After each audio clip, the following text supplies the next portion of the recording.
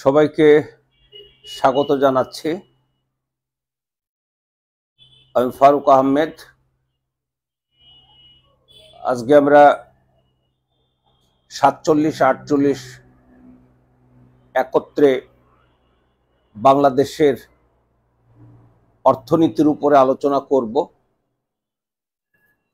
আলোচনায় যাওয়ার আগে আপনাদেরকে একটা আবার কথাটা স্মরণ করিয়ে দিতে চাচ্ছি। সেটি হলো, আগামী 20 তারিখ পর্যন্ত বাংলা, ইংরেজি, অঙ্ক, দৈনন্দিন বিজ্ঞান এই সকল বিষয়ের উপরে আপনারা ক্লাস চাইলে এটার জন্য ভর্তি হতে হবে। সেখানে আপনাদের 1100 টাকা দিতে হবে এবং 48-এ সাধারণ জ্ঞান ছাড়া, আমি বলছিলাম যারা বই নেবেন তারা তো সাধারণ জ্ঞান ফ্রি ক্লাস পাবেন, আর 48-এর জন্য আপনাদেরকে 1550 টাকা দিতে হবে, যেখানে আপনাদের 150+ ক্লাস হবে, ক্লাস টেস্ট, মডেল টেস্ট, এবং ওটা হবে হলো আমাদের ফিউচার ফিট পোর্টালে, একাডেমির পোর্টালে। সেখানে আপনারা ক্লাস করবেন। তো আসুন আমরা শুরু করি। আর বইয়ের বিষয়ে আপনারা যারা কিনতে চাইবেন, আপনারা আপনাদের নাম, ঠিকানা এবং ফোন নাম্বার পাঠালে আপনাদের ফ্রি ক্যাশ অন ডেলিভারি পদ্ধতিতে সুন্দরবন কুরিয়ার আপনাদেরকে পৌঁছে দিচ্ছে। আমরা ভালো সাড়া পেয়েছি, আশা করছি যে আমাদের ভালো হবে, ভালো করব। তো সবাই আপনারা নিজেদেরকে গড়ে তুলবার জন্য সহযোগিতা চাইবেন, আমরা সেই সহযোগিতা করব। এই সহযোগিতার লক্ষ্যে আজকে আমি বাংলাদেশের অথবা সারা বিশ্বের যা নিয়ে সবকিছু অর্থনীতি, সেটির উপর আলোচনায় যাব। এবং বাংলাদেশের অর্থনীতি আলোচনা করতে গেলে আমাদের আগে একটু ভাবতে হবে অর্থনীতি এবং রাজনীতি এই দুটি বিষয়ের মধ্যে সম্পর্কটা কি। সম্পর্কটা একেবারেই পরিপূরক, অর্থাৎ রাজনীতির উদ্ভব এবং বিকাশ হয়েছে অর্থনীতিকে সামনে রেখে। আমরা বলে থাকি পুঁজিবাদী অর্থনীতি, সমাজতান্ত্রিক অর্থনীতি, কল্যাণমূলক অর্থনীতি, ইসলামী অর্থনীতি, অর্থাৎ প্রত্যেকটা অর্থনীতির আগে আছে রাজনীতি। তবে একটা সময় যখন পুঁজিবাদ এবং সমাজতন্ত্রের মধ্যে ব্যাপক ভিত্তিক দ্বন্দ্ব বিরাজ করছিল, তখন রাজনীতিটা ছিল প্রধান এবং সম্পর্কের ক্ষেত্রে রাজনীতিকে প্রাধান্য দেওয়া হতো।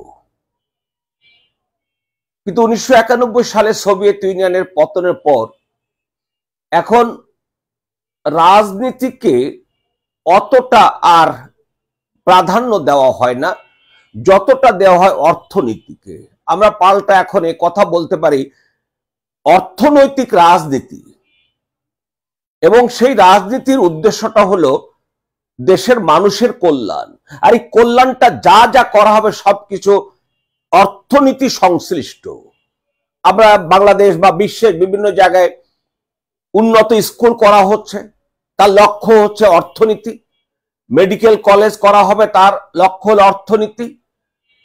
খাদ্য নিরাপত্তা নিশ্চিত করা হবে, তার লক্ষ্য হল উৎপাদন বাড়াবার জন্য মানুষের কর্মক্ষমতা বাড়াতে হবে, তার জন্য অর্থনীতি। আমরা যোগাযোগ ব্যবস্থার উন্নয়ন করতে চাই, লক্ষ্য অর্থনীতি। আমরা বিদ্যুৎ উৎপাদন বাড়াতে চাই, লক্ষ্য অর্থনীতি। আমরা প্রযুক্তির উন্নয়ন করতে চাই, তা লক্ষ্য অর্থনীতি। আমাদের জীবনের জন্ম থেকে শুরু করে মৃত্যু অবধি প্রতিটা ক্ষেত্রে অর্থনীতির কর্মকাণ্ড জড়িত রয়েছে। তো আমরা বাংলাদেশের অর্থনীতির আলোচনায় যাব। আমরা একটু আসেন, আমরা ওপেন করি আপনাদের futurefit.academy। এখানে আপনারা আসলেই আমাদের পোর্টালে আপনারা অ্যাড হতে পারবেন। এটা এডুকেশন ফর ইওর ক্যারিয়ার, অর্থাৎ আমাদের লক্ষ্য আপনাদের লক্ষ্যকে সামনে রেখে লক্ষ্যকে এগিয়ে নেওয়া, লক্ষ্যকে সফল করার জন্য একটু সহযোগিতা করা। এবার বাংলাদেশের অর্থনীতি এটি আলোচনা করতে গেলে আমাদেরকে প্রথম যেতে হবে, বাংলাদেশ সৃষ্টি হয়েছে 1971 সালে 26 মার্চ। তারপরে বাঙালি জাতি মুক্তিযুদ্ধ করেছেন। মুক্তিযুদ্ধের মধ্য দিয়ে 16 ডিসেম্বর বিজয় অর্জন হয়েছে। আনুষ্ঠানিকভাবে 72 সালের 12 জানুয়ারি বাংলাদেশ সরকার প্রধানমন্ত্রী বঙ্গবন্ধু শেখ মুজিবুর রহমানের নেতৃত্বে শুরু হয়। সেখান থেকে শুরু করে আজকে আমরা 53 বছর পেরিয়ে 54 বছরে পড়েছি। আমাদের একটু যেতে হবে, আপনাদেরকে মনে রাখতে হবে সবকিছু একটা শেকড় আছে। আপনি বিসিএস, প্রাইমারি, নিবন্ধন, ব্যাংক জব অথবা নন ক্যাডার যেখানেই পরীক্ষা দেন না কেন, আপনি প্রস্তুতি নেওয়ার ক্ষেত্রে যাই পড়েন না কেন, মনে রাখবেন প্রত্যেকটার একটা প্রেক্ষাপট আছে, একটা রুট আছে। আমরা অপ্রিয় কথাটা বলি, সেটা হলো আমরা রুটে যেতে চাই না, আমরা মগ ডালে যেতে চাই, অর্থাৎ চাকরি পেতে চাই, কিন্তু আমরা কি জানবো সেটি কিন্তু বুঝে উঠতে পারি না। সেজন্য আপনাদেরকে প্রথমে বলি, যা জানতে চাবেন আগে তার শেকড়ে যাবেন। আমরা 72 সালে, আজকের বাংলাদেশ 72 সালে অর্থনৈতিকভাবে কোথায় ছিল? আমি 1 নম্বর আপনাদের সামনে প্রশ্ন রাখছি। 1972 সালে বাংলাদেশের যাত্রা হয়েছিল, তখন আমরা বিশ্বের কততম দরিদ্র দেশ ছিলাম? 1। 2, আমাদের 72 সালে দারিদ্র্যের হার কত শতাংশ ছিল? 3, 72 সালে বাংলাদেশের জিডিপি কত বিলিয়ন ডলার ছিল? 72 সালে বাংলাদেশের জনগণের খাদ্য ঘাটতি কত মিলিয়ন টন ছিল? 72 সালে বাঙালি জাতির শিক্ষার হার কত ছিল? 72 সালে আমাদের বিদ্যুৎ উৎপাদন সক্ষমতা কত ছিল? 72 সালে আমাদের কর্মসংস্থানের ব্যবস্থা কতটুকু ছিল? 72 সালে আমাদের শিক্ষা ব্যবস্থা কতটা ছিল? 72 সালে আমাদের কত ডলার রিজার্ভ ছিল? 72 সালে আমাদের মানুষের মাথাপিছু আয় কত ছিল? দয়া করে প্রত্যেকটা প্রশ্ন একটু বিবেচনা রাখবেন, কারণ এইগুলোই আপনারা আজকে এসে অর্থনীতিকে রিলেটেড করে পড়বেন। আমি জিডিপির কথা বলেছি, অর্থনীতি সরাসরি তার সাথে। তো যাক, আপনারা বুঝতে পেরেছেন যে আমি সেই রুটে নিয়ে যাব আপনাদের। আমি প্রশ্নগুলো করলাম, আমি কিন্তু উত্তর এখন দিচ্ছি না। উত্তর আপনারা পাবেন, একটা একটা করে উত্তর আপনারা বললে দেখি আপনারা দেখার পরে কেউ আমাকে জিজ্ঞেস করেন কিনা যে স্যার এটার উত্তরটা কি হবে। আপনারা একটু খুঁজে দেখেন, যদি উত্তর পান আমাকে জানিয়েন যে স্যার আপনার এই প্রশ্নের উত্তর এটা। আমি খুব খুশি হব যদি আপনারা এই প্রশ্নগুলোর উত্তর দেওয়ার চেষ্টা করেন। ভুল হোক, আপনি যদি মনে করেন এটা উত্তর এটা হবে, সেটাই লিখে দেবেন। আমি আপনাকে অভিনন্দন জানাবো, ধন্যবাদ জানাবো এই জন্য যে আপনি লিখেছেন, উত্তর লিখেছেন। ভুল হয়েছে সেটা বিষয় না, ভুল হতেই পারে। আর ভুল না হলে মানুষ কখনো সঠিকটা জানতে পারে না। ভুল করে যখন আপনি শিখবেন, সেই শিক্ষাটা কখনো আর বৃথা যাবে না। কাজেই ভুল করতে শিখতে হবে, ভুল করে শিখতে শিখতে শিখতে শিখতে সঠিক জায়গায় আমরা যাব। যাকে এবার চলে আসি আমরা, সেটা হলো আমরা ফিউচার, আমাদের দেখেন futurefit.academy, এটা পোর্টালে যাওয়ার জন্য, আবার ইউটিউবে যাওয়ার জন্য GK for all Farooq sir, আর পেজে যাওয়ার জন্য বিসিএস সাধারণ জ্ঞান ফারুক স্যার। আপনারা যখনই যে ক্লাস করবেন, অনেকে বলেন স্যার লিঙ্কটা দেন, লিঙ্কটা দেন। লিঙ্ক জাস্ট এইটা, বিসিএস সাধারণ ফারুক স্যার, এটা লিখেই আপনি সেখানে চলে যেতে পারবেন। সেখানে যে আপনি ক্লাসগুলো পাবেন, আগের ক্লাসগুলো সেখানে দেখতে পাবেন। তো যেটা বলছিলাম যে আমরা বাংলাদেশের অর্থনীতির আলোচনা যাব 47-48 বিসিএস প্রিলিমিনারিকে একসাথে করে বাংলাদেশ বিষয় বলি। বাংলাদেশের অর্থনীতি, এবার আসেন আপনাদের প্রিলিমিনারি সিলেবাসে বাংলাদেশের অর্থনীতি এটা আছে হলো সিলেবাসের 4 নম্বরে।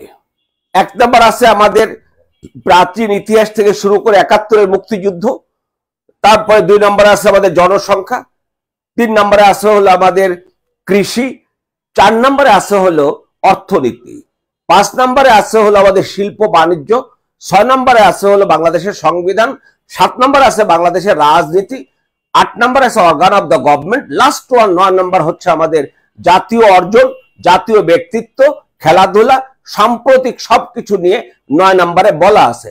এবং আপনারা এই সিলেবাসটাকে মনোযোগ দিয়ে বোঝার চেষ্টা করবেন, কারণ সিলেবাসের বাইরে কোনো প্রশ্ন হবে না।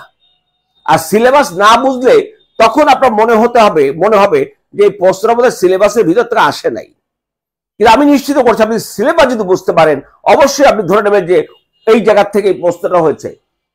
এখন অর্থনীতির ক্ষেত্রে কি লাগে, প্রথমে একটা উন্নয়ন পরিকল্পনা করতে হয়। অর্থাৎ পরিকল্পনা করতে হয় যে আমার বাংলাদেশের কোন জেলার কি করতে হবে, আর সেটার জন্য উন্নয়ন পরিকল্পনার প্রথম যে বিষয়টা প্রয়োজন সঠিক তথ্য, পরিসংখ্যান। যেমন আপনারা দেখবেন পলিটিক্যাল সায়েন্স পড়ছেন, সমাজ বিজ্ঞান পড়ছেন, সবাইকে কিন্তু স্ট্যাটিস্টিক্স পড়তে হয়। কারণ পরিসংখ্যান এমন একটা বিষয় যেটি ছাড়া আপনি কোনো পদক্ষেপ গ্রহণ করতে পারবেন না।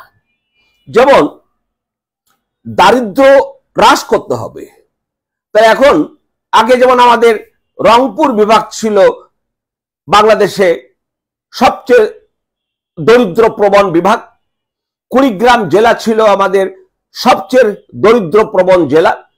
এখন সেই জায়গাটা দখল করেছে মাদারীপুর জেলা, কুড়িগ্রামের পরিবর্তে রংপুরের পরিবর্তে এটা দখল করেছে হলো বরিশাল জেল বিভাগ।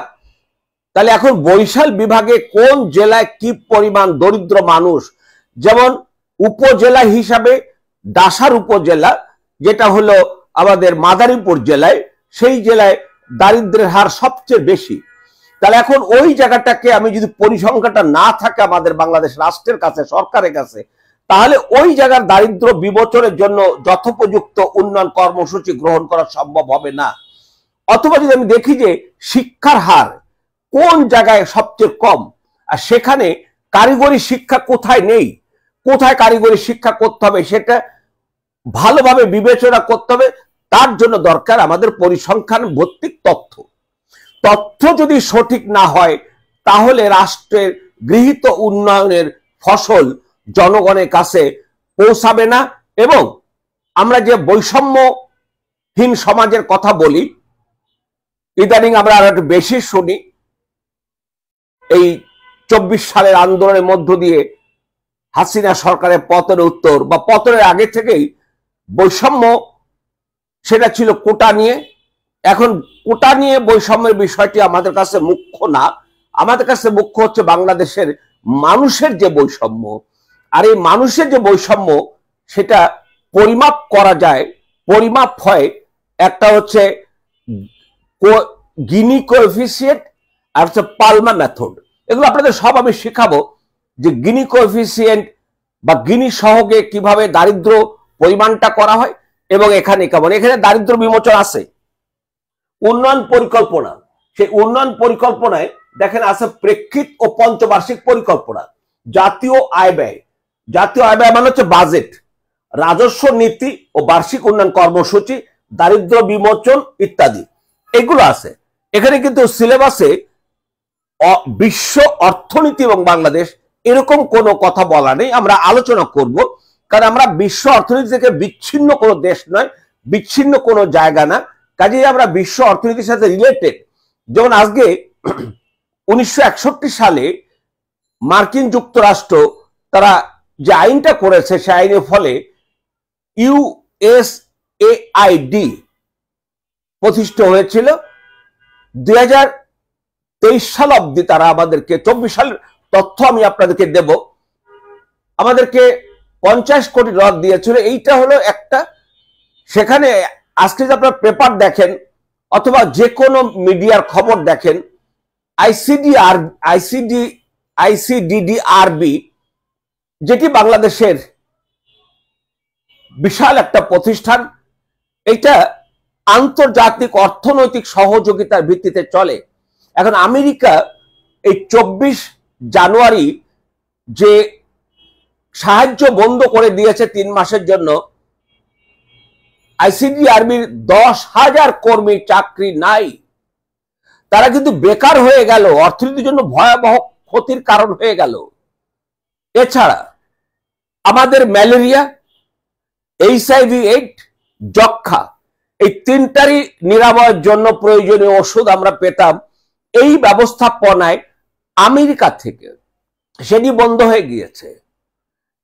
এর ফলে প্রায় 30,000 কর্মী সারা দেশে কর্মহীন হয়ে গেছে। তার মানে আমরা বিশ্ব অর্থনীতি একটা আমাদের উপরে, এটা 1974 সাল থেকে বাংলাদেশ এই সহযোগিতা পেয়ে আসছে। এখন বাংলাদেশের উপর দিয়ে সেই সহযোগিতা তুলে নেওয়া হয়েছে 3 মাসের জন্য। 3 মাস পর কি করা হবে only God knows. Donald Trump তিনি কি করবেন, তার যে প্রধান ইলন মাস্ক, তিনি হয়তো আগামী, সেদিন দেখলাম আমেরিকার একটা বড় পত্রিকায় ডোনাল্ড ট্রাম্পের চেয়ারে বসে আছে ইলন মাস্ক। ইলন মাস্ক এখন শুধু আমেরিকা না, সারা বিশ্বকে নিয়ে এসে কথা বলছে। কয়েকদিন আগে লন্ডনের কথা বললে এখানে বাংলা সাইনবোর্ড তার পছন্দ হয়নি। বাংলা সাইনবোর্ড মানে অন্য ইংলিশ না হলে হবে না, তো ওই বাংলা সাইনবোর্ডটা দেওয়া হয়েছে। লন্ডনে প্রচুর বাঙালি থাকে এবং এই বাঙালিদের ভিতরে অনেক বাঙালি আছে তারা ইংরেজি জানে না। তারা হয়তো গিয়েছে একটা লেবার হিসেবে অথবা হোটেলে থালবাটি ধোয়ার জন্য গিয়েছে, ওর খুব একটা শিক্ষাগত যোগ্যতা নেই। তো যাই হোক, আমরা বলছিলাম ইলন মাস্ক এখন সেই জায়গার দায়িত্বে। ইলন মাস্ক এখন আমেরিকা ফার্স্ট নীতিতে বিশ্বাস করছেন এবং আমেরিকার জনগণের ট্যাক্সের টাকা কেন আমরা অন্য দেশকে দেব, আমি আপনাদেরকে বোঝাবো। এটা আমেরিকা আমাদেরকে দেয় না, এটা বিশ্ব ব্যবস্থা আমাদেরকে দিতে বাধ্য করে। জাতিসংঘ বলেছে যে তোমাদের জিডিপির 0.77% গরিব দেশগুলোকে দিতে হবে, কারণ আজকে বিশ্বে যারা ধনী, প্রত্যেকটা জাতি সাম্রাজ্যবাদী জাতি, প্রত্যেকটা জাতি আমাদের সারা পৃথিবীকে শোষণ করে তারা ধনী হয়েছে, তারা পুঁজিবাদী হয়েছে আমাদের টাকায়, আমাদের সম্পদে। তাহলে আমাদের সম্পদ আপনারা ফিরিয়ে দেন, আমাদের সম্পদও দেবেন না, আবার ন্যূনতম সহযোগিতা করবেন না, তাহলে আপনারাই একাই পৃথিবীতে, এখানে কত বড় বৈষম্য আপনি একটু ইমাজিন করে দেখেন। আর সেই বৈষম্য কিন্তু আমাদের দেশে প্রভাবিত করবে। পুঁজিবাদী সমাজের অর্থনীতি, মুক্তবাজার অর্থনীতি বৈষম্যকে বিকশিত করে। যতই আপনি বৈষম্য কমাতে চান, আমি নিশ্চিত করে বলছি, আমি ফারুক আহমেদ, আপনারা লিখে রাখতে পারেন, বাংলাদেশে প্রতিনিয়ত বৈষম্য বাড়ছে, বাড়বে। এখানে কোনো একটা মাত্র পথ আছে, যদি এই মুহূর্তে বাংলাদেশকে সমাজতান্ত্রিক রাষ্ট্র করা হয়, উৎপাদন এবং বন্টনের মধ্যে রাষ্ট্রীয় নিয়ন্ত্রণ এবং সাম্য আনা যায়, তাহলে একমাত্র কেউ থাকবে নিচতলায়, কেউ থাকবে 10 তলায়, এটা হবে না। কেউ খাবে কেউ খাবে না, যেটা সমাজতন্ত্রের স্লোগান, যেটা সোভিয়েত ইউনিয়নে হয়েছিল, যেটা অন্যান্য দেশেও হয়েছে কিছু জায়গায়, আজকে তারা টিকতে পারেনি। তাহলে দাঁড়াচ্ছেটা হলো, আজকে বৈষম্য কিন্তু কোন সরকারের সৃষ্টি না, বৈষম্য এটা আন্তর্জাতিক ব্যবস্থাপনার কারণে হবে এবং এটা উত্তরোত্তর বাড়বে। আবারও বলছি, আপনারা নিশ্চিত থাকেন, কোনোভাবে এখন আপনি ব্যবসা করতেছেন, আমি আপনার কর্মচারী, আপনি আমাকে 1 লক্ষ টাকা বেতন দেন, আপনি মাসে 10 কোটি টাকা ইনকাম করেন, আমি কি বলবো যে 10 কোটি টাকা ভাগাভাগি দেন? ওই সুযোগ নেই। তো কাজেই একটা শ্রেণী ধনী হবে আর একটা শ্রেণী কর্মসংস্থান হচ্ছে, কিন্তু আয়, যার ইন্ডাস্ট্রি যে পরিমাণ আয়, তা একটা শ্রমিকের, একটা পিয়নের সেটা আয় হবে না, সঙ্গত কারণে বৈষম্য থাকবেই। তো আমি যদি বলি যে আমি বাংলাদেশের ওই সবচেয়ে বড় অর্থনীতি যা ধনী তার সমান আমার হতে হবে, তাহলে বৈষম্য মুক্ত হবে, এটা একেবারে অ্যাবসার্ড একটা ব্যাপার। তারপরে আসুন আমরা চলে আসি এবার উন্নয়ন পরিকল্পনা। দেখেন, উন্নয়ন পরিকল্পনার জন্য আমাদের কি লাগবে? উন্নয়ন পরিকল্পনায় উদ্দেশ্যগত একটা দিক রয়েছে, আর একটা হচ্ছে কাঠামোগত। উদ্দেশ্য হচ্ছে বাংলাদেশের উন্নয়ন, এখন উন্নয়ন করার জন্য কাঠামো লাগবে। কাঠামোর মধ্যে রয়েছে প্ল্যানিং কমিশন। আপনারা সবাই জানেন যে প্ল্যানিং কমিশন, তারপরে general economic division, national economic council এবং একনেক। আপনারা এগুলো আমি একটা একটা করে ব্যাখ্যা করছি আপনাদের। সেটা হলো, দেখেন, প্ল্যানিং কমিশন অর্থাৎ পরিকল্পনা কমিশন। তাহলে উন্নয়ন করতে হলে আমাদের উদ্দেশ্য হচ্ছে উন্নয়ন, তার জন্য প্রথম প্রতিষ্ঠান পরিকল্পনা কমিশন। 1972 সালের 12 জানুয়ারি বঙ্গবন্ধু প্রধানমন্ত্রী হলেন। মাত্র 19 দিনের মাথায় 31 জানুয়ারি উনি প্ল্যানিং কমিশন গঠন করলেন। যে প্ল্যানিং কমিশনের চেয়ারপারসন হচ্ছিলেন পদাধিকার বলে প্রধানমন্ত্রী, ডেপুটি চেয়ারম্যান হয়েছিলেন নুরুল ইসলাম। উনি প্রখ্যাত অর্থনীতিবিদ, আমেরিকায় শিক্ষকতা করতেন। শেখ মুজিব তাকে ডেকে আনলেন। এই নুরুল ইসলামের নেতৃত্বে রেহমান সোবান, মোশাররফ হোসেন, আনিসুর রহমান, এই মোট 4 জন, তারা প্রথম পঞ্চবার্ষিক পরিকল্পনা 1973 থেকে 1978 দিয়েছিল। প্রথম পঞ্চবার্ষিক পরিকল্পনা, এই যে প্ল্যানিং কমিশন হয়ে গেল, এখন পরিকল্পনা কমিশন যদি না জানে যে বাংলাদেশের দারিদ্র্যের হার কত, শিক্ষার হার কত, খাদ্য ঘাটতি কত, আবার বিদ্যুৎ নাই কত, কতটুকু বিদ্যুৎ আছে, কতটুকু লাগবে, এগুলো যদি সব তথ্য যদি তাদের কাছে না থাকে, সঠিক তথ্য, তারা পরিকল্পনা করতে পারবে না, আর উন্নয়ন হবে না। তাহলে আমি বোঝাতে পেরেছি, পরিকল্পনা করতে হলে প্রথম আপনার কাছে পরিসংখ্যান থাকতে হবে। পরিসংখ্যান ছাড়া আপনি কোনো পরিকল্পনা করলে যথার্থ হবে না, বৈষম্য আর বাড়বে।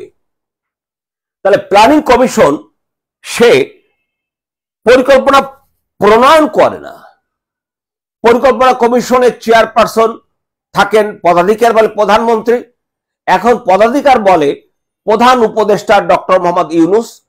উনি এখন প্ল্যানিং কমিশনের চেয়ারপারসন বা চেয়ারম্যান, আমরা যাই বলি।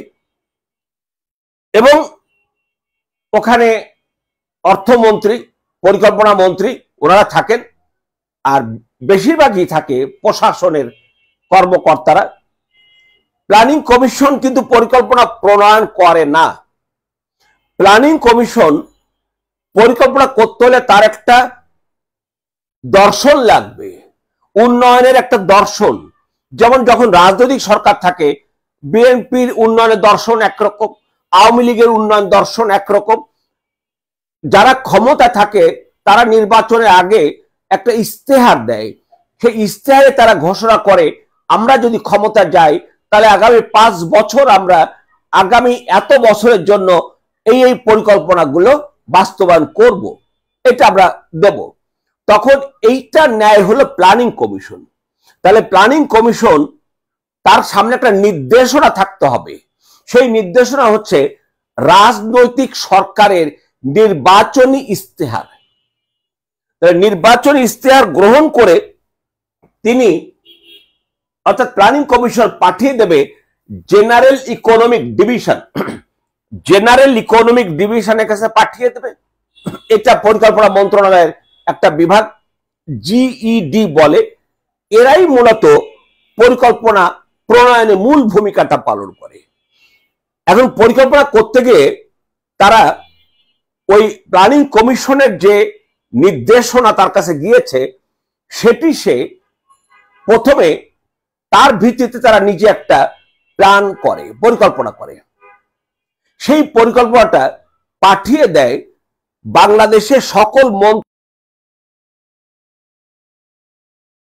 সকল মন্ত্রণালয় ও বিভাগ। এ কারণে পাঠায়, উন্নয়নটা হবে মন্ত্রণালয় ভিত্তিক উন্নয়ন পরিচালনা করবে প্রশাসন, সেই প্রশাসনের প্রধান কর্মকর্তা হলেন সচিব।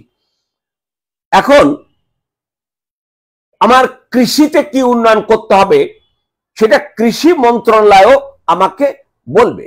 আমি তো বলেছি জিডি আমরা একটা বলেছি, এখন আমরা পাঠিয়ে দিলাম কৃষি মন্ত্রণালয়ের কাছে, আমরা পাঠিয়ে দিলাম শিক্ষা সংক্রান্ত কি উন্নয়ন করতে হবে শিক্ষা মন্ত্রণালয়ে, জিডি আমার যোগাযোগ ব্যবস্থার কি উন্নয়ন করতে হবে পাঠিয়ে দিল যোগাযোগ মন্ত্রণালয়ে।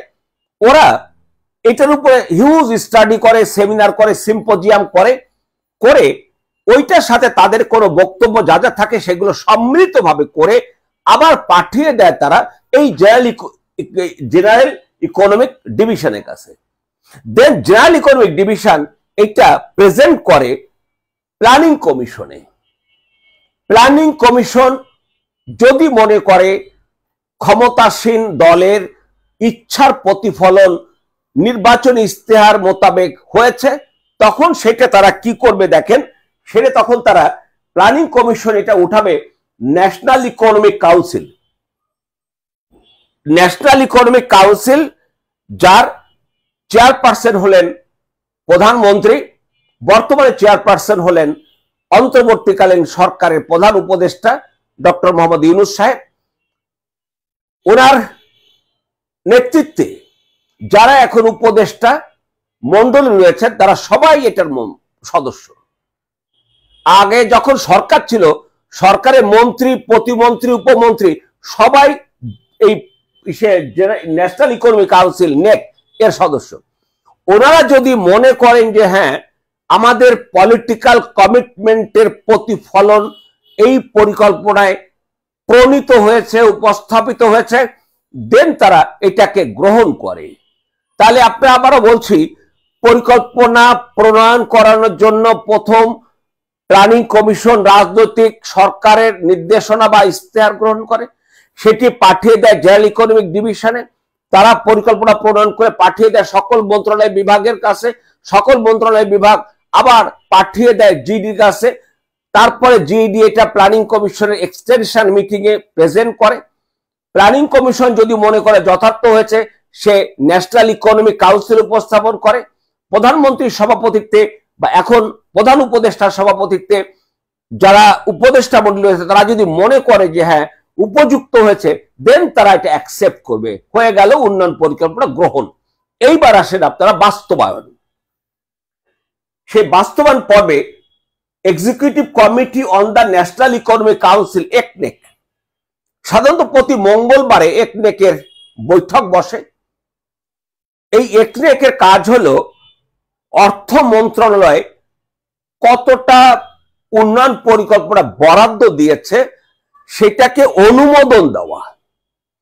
বরাদ্দ দেবে ফাইন্যান্স মিনিস্ট্রি আর সেটাকে অনুমোদন দেবে একনেক। একনেকের চেয়ারপারসন পদাধিকার বলে প্রধানমন্ত্রী, বর্তমান প্রধান উপদেষ্টা।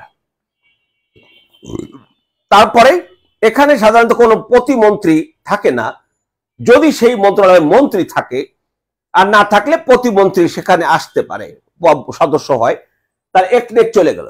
তাহলে আপনারা বুঝতে পেরেছেন যে উন্নয়নটা কিভাবে হয়। Planning commission, general economic division, national economic council এবং executive committee on the national economic council, এই চারটা সম্পর্কে আপনারা ধারণা রাখবেন। তাহলে একটা বেসিক হয়ে গেল যে একটা দেশে উন্নয়ন, বাংলাদেশে উন্নয়ন পরিকল্পনাটা কিভাবে গ্রহণ করা হয়। এবার আসেন উন্নয়ন পরিকল্পনার স্তর বিন্যাস। আমাদের লক্ষ্য যে আমাদের উন্নয়ন করতে হবে, তাহলে উন্নয়নের কতগুলো স্তর থাকতে হবে। বাংলাদেশে সেই উন্নয়ন স্তর হচ্ছে তিনটা। আমি একটা একটা করে বোঝাবো, আগে একটু বলে নিই। এক নম্বর হচ্ছে অ্যানুয়াল ডেভেলপমেন্ট প্রোগ্রাম, যেটি প্রতি বছর বাজেটের সময় এটি অর্থমন্ত্রী হয়তো এবার পরিকল্পনা সে কি বলে যে উপদেষ্টা মন্ডলীর যিনি আমাদের সালাউদ্দিন আহমেদ, আগে বাংলাদেশ ব্যাংকের গভর্নর ছিলেন, উনি এটা দায়িত্বে আছেন। উনি হয়তো আমাদের আগামী জুন মাসে 2025-26 অর্থ বছরের জন্য 8 লক্ষ কোটি টাকা প্লাস বাজেট ঘোষণা করতে যাবেন, ঘোষণা করবেন। এই যে বিষয়গুলো হয়েছে, এখন ওখানে কিন্তু অলরেডি সেখানে কি কি উন্নয়ন পরিকল্পনা আসবে সেগুলো কিন্তু প্রণীত হয়েছে এবং হচ্ছে, হয়তো আগামী মার্চ মাসের ভিতরে শেষ হয়ে যাবে। ওই যে প্ল্যানিং কমিশন করেছে, জিডি করেছে, এখন একনেকে গৃহীত হয়েছে, এখন চলে যাবে হলো ন্যাশনাল ইকোনমিক কাউন্সিল নেকে গৃহীত হয়েছে, এখন এটা বাজেটে চলে যাবে। বাজেটে যতটা উন্নয়ন কর্মসূচি গ্রহণ করা হবে ততটাই কিন্তু অ্যাট দ্য সেম টাইম একসাথে একনেক অনুমোদন দেবে না, অর্থ মন্ত্রণালয় ফাইন্যান্স করবে না। এ কারণে করবে না, অর্থ প্রাপ্তির একটা বিষয় থাকবে, এবং একটা দেশ অর্থ প্রাপ্তি পায়, আমাদের মতো দেশ দুটো কাজের থেকে, একটা হচ্ছে ইন্টারনাল রেভিনিউ থেকে, অর্থাৎ অভ্যন্তরীণ রাজস্ব। আমাদের এই রাজস্ব একটা আছে ডিরেক্ট, একটা আছে ইনডিরেক্ট। ডিরেক্ট হচ্ছে ইনকাম ট্যাক্স, ইনডিরেক্ট হচ্ছে ভ্যাট। এই জায়গা থেকে কি পরিমাণ টাকা আসলো, সেই টাকাটা আবার কিন্তু প্রথম আপনি ব্যয় করবেন অনুন্নয়ন খাতে। আর অনুন্নয়ন খাত হলো আপনারা যারা সরকারি চাকরিতে যাবেন, আপনাদের বেতন ভাতা সুযোগ সুবিধা এগুলো সব অনুন্নয়ন খাত। রাষ্ট্র জনগণের কাছে জনগণের টাকা যাতে বাজারে ফ্লো বাড়িয়ে মূল্যস্ফীতি না বাড়ায়, সেজন্য সরকারের টাকাটা তার ঘরে নিয়ে নেয়, তার বিনিময়ে সরকার তাদের একটা নির্দিষ্ট সুদ হারে টাকা দেয়। তখন ওই টাকাটা নিয়ে তার কিন্তু ক্যাশটা থেকে গেল, মূল ক্যাপিটালটা থেকে গেল, ওটা থেকে একটা ইন্টারেস্ট দিয়ে তার সংসার চলবে, সেখানে দেখে নিয়ন্ত্রিত ভাবে চলবে। ওই টাকা যার হাতে থাকতো সেই টাকা বাজারে যেত, বাজারে গেলে বেশি টাকা থাকলে বাজার মূল্যটা বাড়িয়ে দেয়। এটা হচ্ছে বাজারের বৈশিষ্ট্য। তাহলে এখন দাঁড়ালো সেটা হলো আপনার উন্নয়নে, আসুন আমরা বার্ষিক উন্নয়ন পরিকল্পনা, অ্যানুয়াল ডেভেলপমেন্ট প্ল্যান, 1 বছরের জন্য, এটাকে আমরা কখনো কখনো স্বল্প মেয়াদী বলি, আবার মধ্যমেয়াদী বলি, দীর্ঘমেয়াদী বলি। এবার আসেন আমরা দ্বিতীয় যেটা মিড টার্ম প্ল্যান, মধ্যমেয়াদী পরিকল্পনা। এই মিড টার্ম প্ল্যানটা, মধ্যমেয়াদী পরিকল্পনা হলো 5 বছর ব্যাপী। আপনারা যখন এই পরিকল্পনা জানবেন, বইয়ে আপনারা পাবেন যে 1928 থেকে 1933 এই সময়ের জন্য প্রথম পরিকল্পনা, পঞ্চবার্ষিক পরিকল্পনা দিয়েছিল সোভিয়েত ইউনিয়নের প্রেসিডেন্ট জোসেফ স্টালিন। আবার তিনি 33 থেকে 38 পর্যন্ত দ্বিতীয় পঞ্চবার্ষিক পরিকল্পনা দিয়েছিলেন। তাদের এই পঞ্চবার্ষিক পরিকল্পনার সাফল্য দেখে অন্যান্য দেশও পঞ্চবার্ষিক পরিকল্পনা বা মিড টার্ম প্ল্যান দিতে থাকে। আমরাও বাংলাদেশ স্বাধীন হওয়ার পর 1973 থেকে 78 পর্যন্ত দিয়ে এ পর্যন্ত আমরা 8টা পঞ্চবার্ষিক পরিকল্পনা দিয়েছি।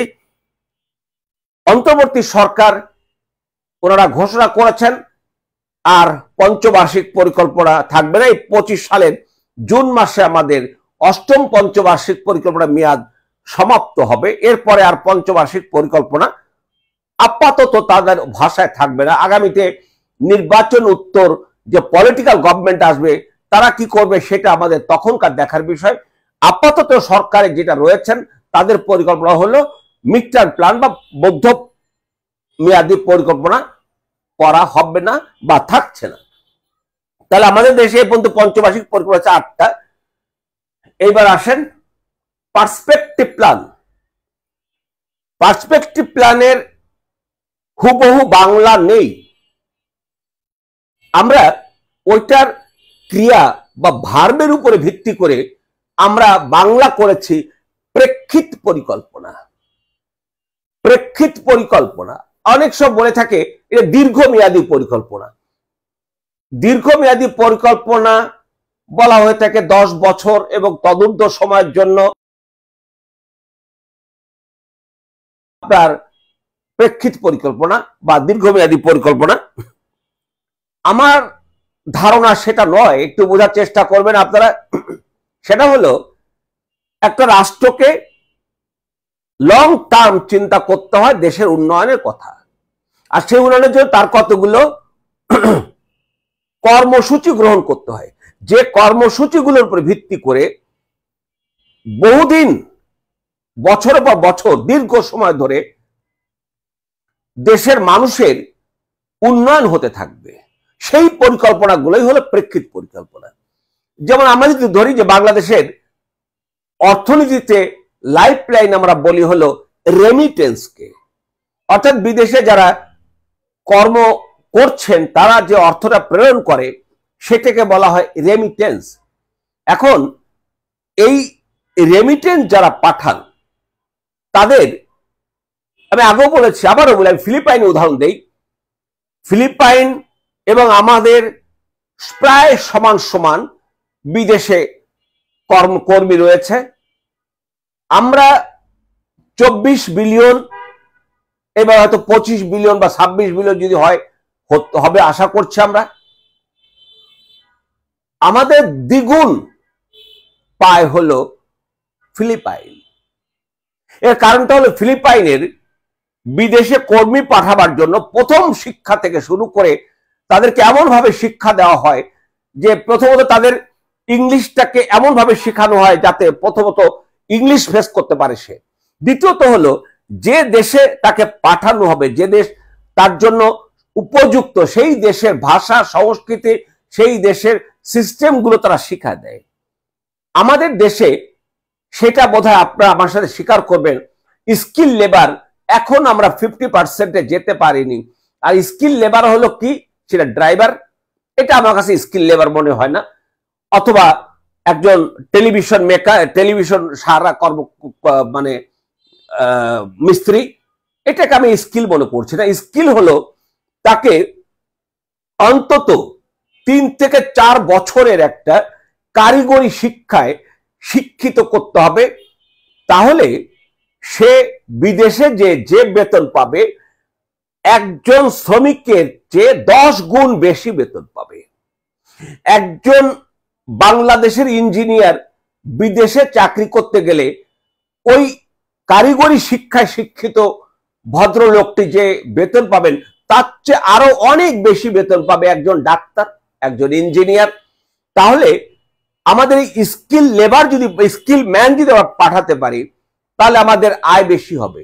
তাই যেটা বলছিলাম সেটা হলো আমাদের আয় বেশি হলে আমাদের উন্নয়ন পরিকল্পনা বাস্তবায়নের সহজ সুযোগ হয়।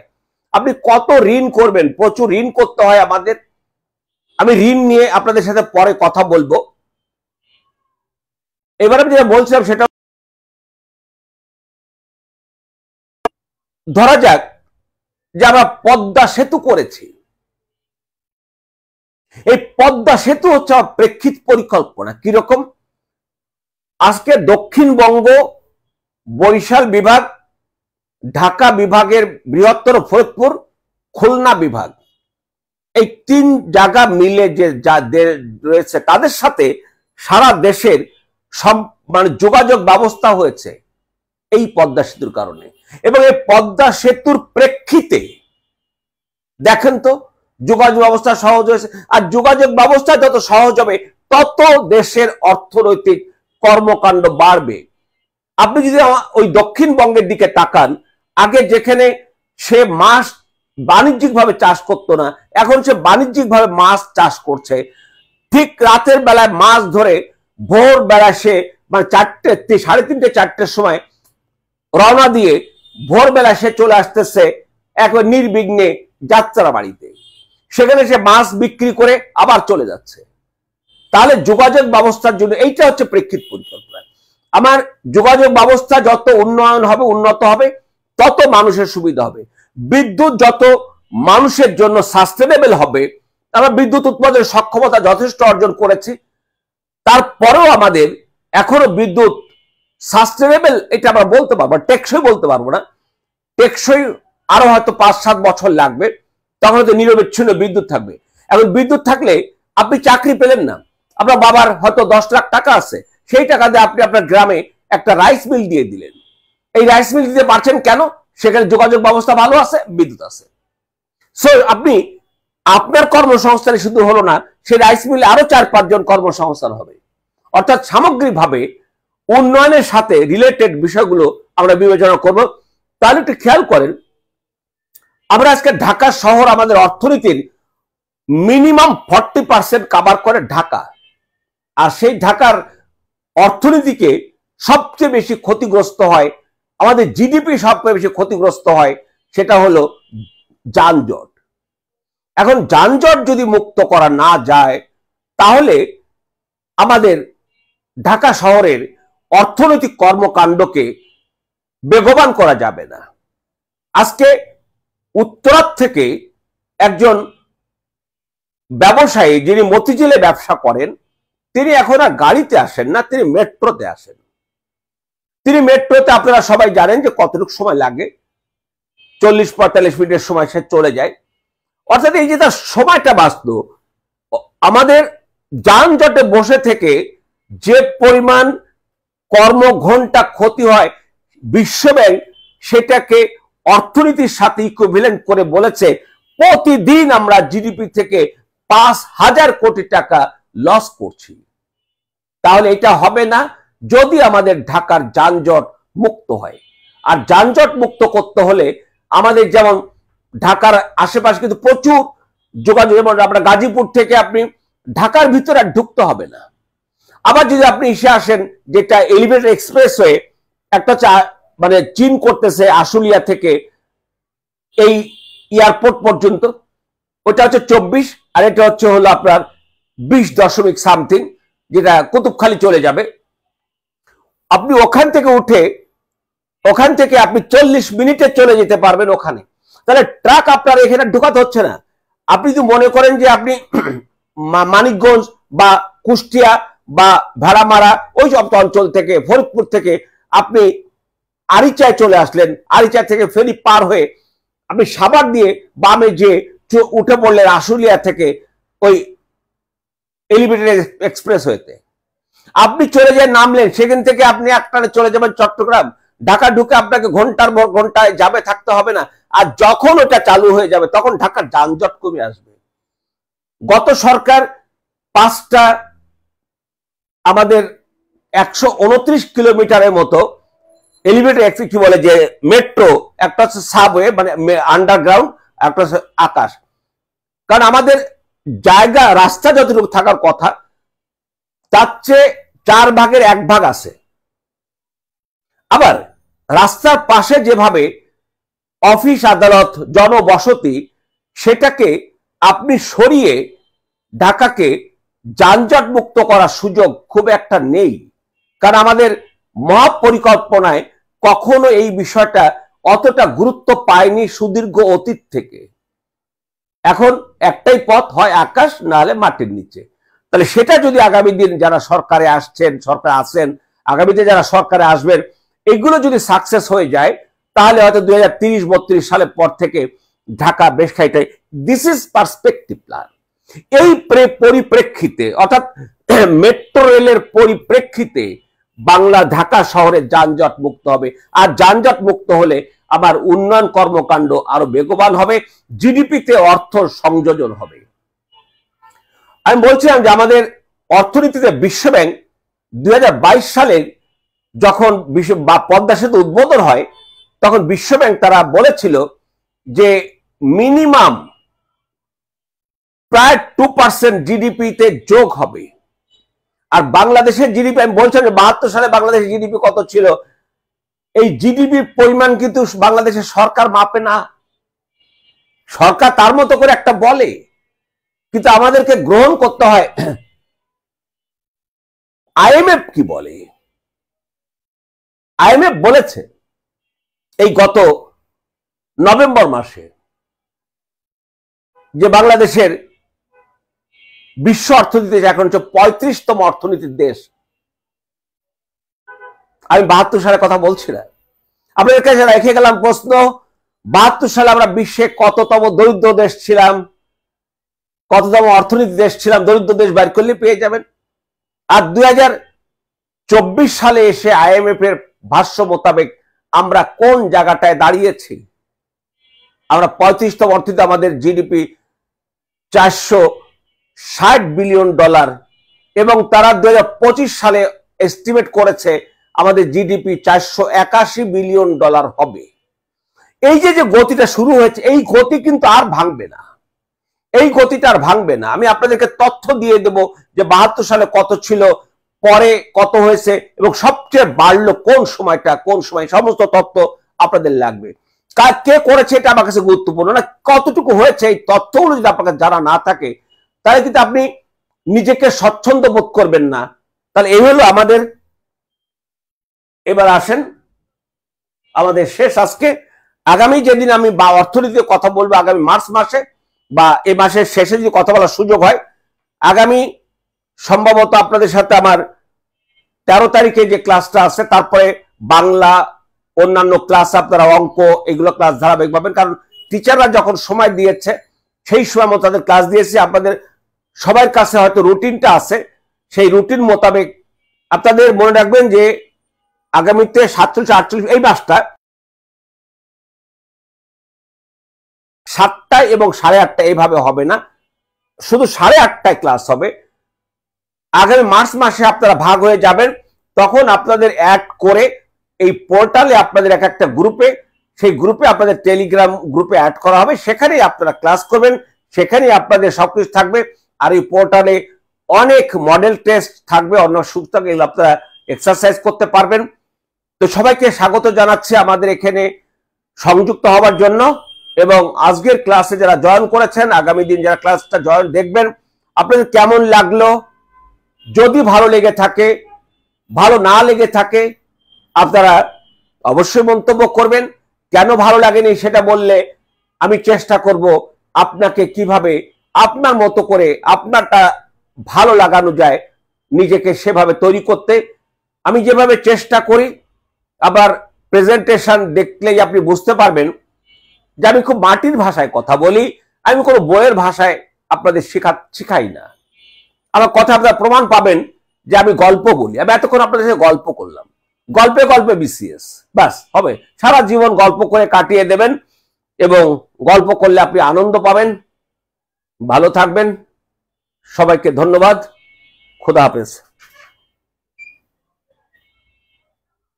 সারা জীবন গল্প করে কাটিয়ে দেবেন এবং গল্প করলে আপনি আনন্দ পাবেন। ভালো থাকবেন, সবাইকে ধন্যবাদ।